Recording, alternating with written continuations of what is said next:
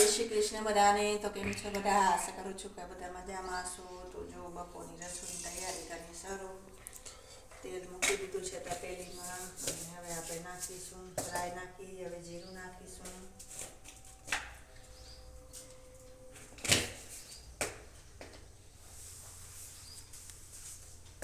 અને એક બાંડિયાનો ટુકડો નાખીશું નાનો.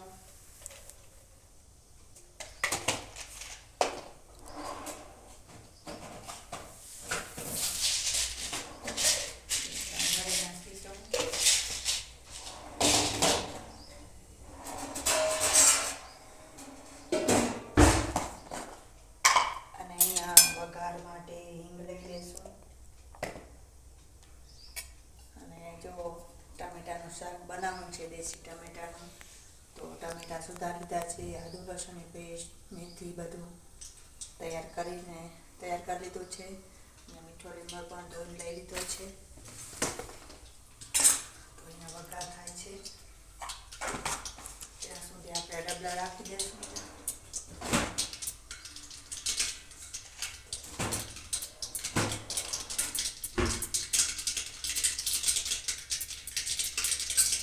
દેશી ટમેટાનું શાક છે એટલે ગોળ નાખીશું, તો ગોળ પણ લઈ લીધો છે એમાં.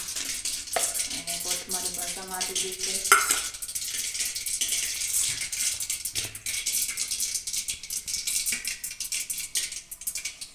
તો જો રાઈ જેવું ગેસ પર નાખીશું હિંગ, મીઠો લીમડો ઢાંકી દઈશું. આપણે તેને હલાવીશું.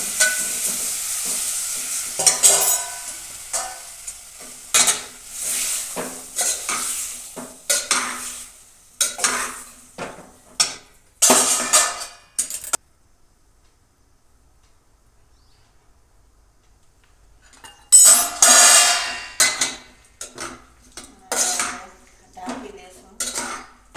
ટમેટાને ચડવા દઈશું અને બાજુમાં ગેસ ચાલુ કરી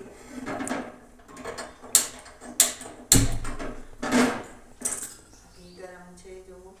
અને અહીંયા લોટ પણ બાંધીને રેડી છે. તો ઘરની રોટલી બનાવવાની શરૂઆત.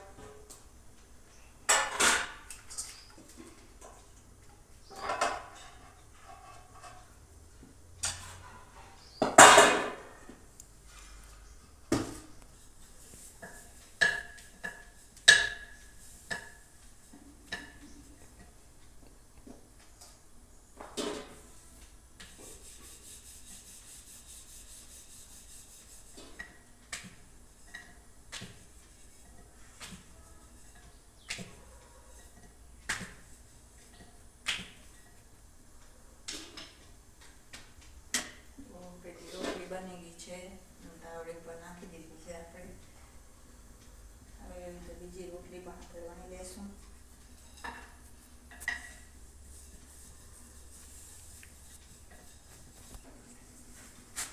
આપણે રોટલી મસ્ત શેકાઈ ગઈ છે. બીજી નાખી દઈશું અને આ રીતે ઘી લગાવી દઈશું. અને અહીંયા આપણે બાજુમાં શાકને જોઈ દઈશું.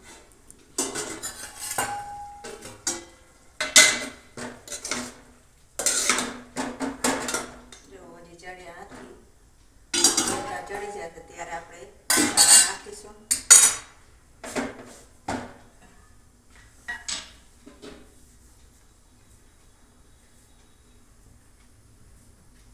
આજે આપણે ટમેટાનું શાક ને રોટલી બનાવીશું. ભાત નથી બનાવવાનું, એટલે બસ બે વસ્તુ બનાવવાની છે. તો હમણાં બની જશે જલ્દી.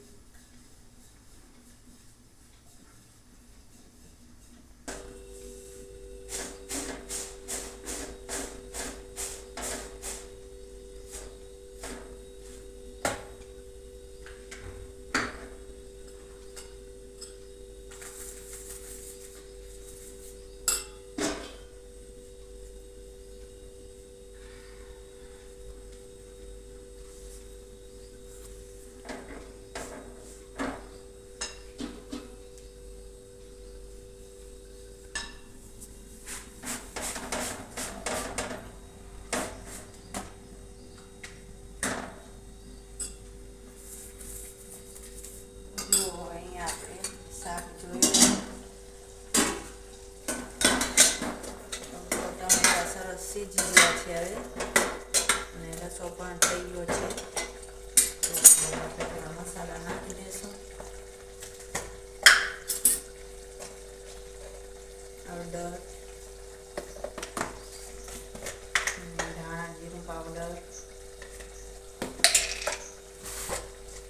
અને લાલ મરચું નાખીશું. આપણે સારી રીતે હલાવી દઈશું.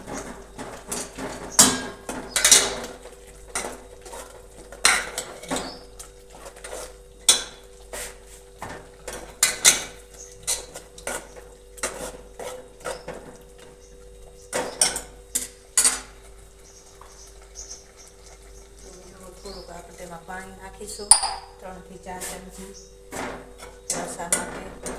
અને અહીંયા આપણે ગોળ નાખી દઈશું.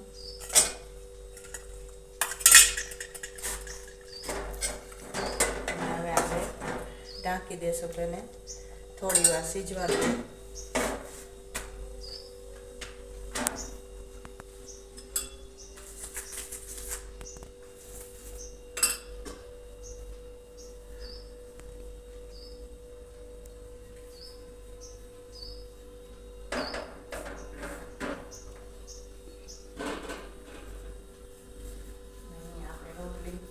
બનાવી દઈએ.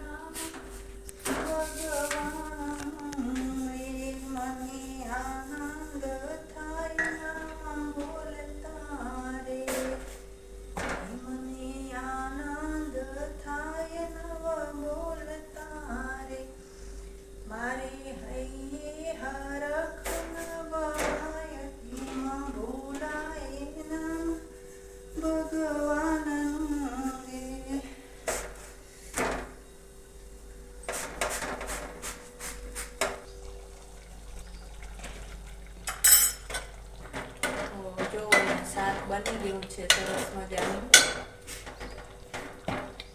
હવે આપણે ગેસ કરશું બંધ. જો અને હવે આપણે તેમાં કોથમરી એડ કરી દઈશું.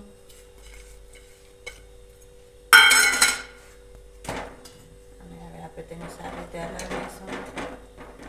જો કેવું મસ્ત શાક બન્યું છે. આપણે તેને ઢાંકી લઈશું. અહીંયા પણ આપણે બાજુમાં રોટલી ચાલુ છે, તો રોટલી બનાવી લઈએ.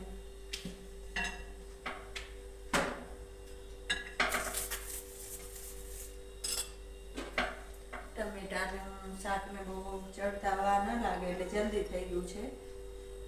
રોટલી હજી આપણી બાકી છે.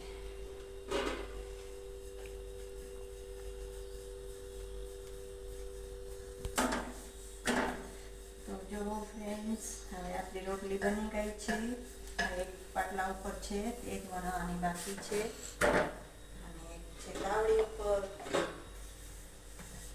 તો આપણી રોટલી બનવા આવી ગઈ છે, તમે જોઈ શકો છો.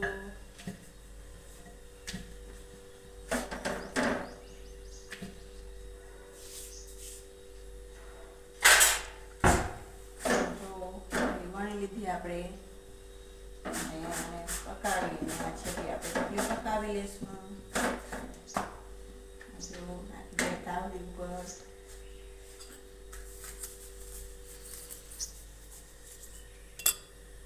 આ છે ઘી ગાયનું. ઘરે મલાઈમાંથી બનાવ્યું હતું એ ઘી છે આ.